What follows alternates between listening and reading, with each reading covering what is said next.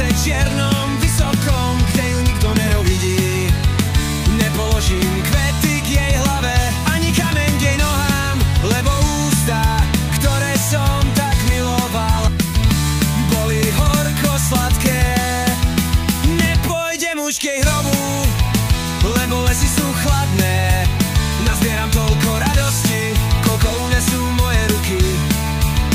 Budem celý deň na slnku, kde vie široký vietor, ale budem plakať v noci, keď nikto nebude vedieť.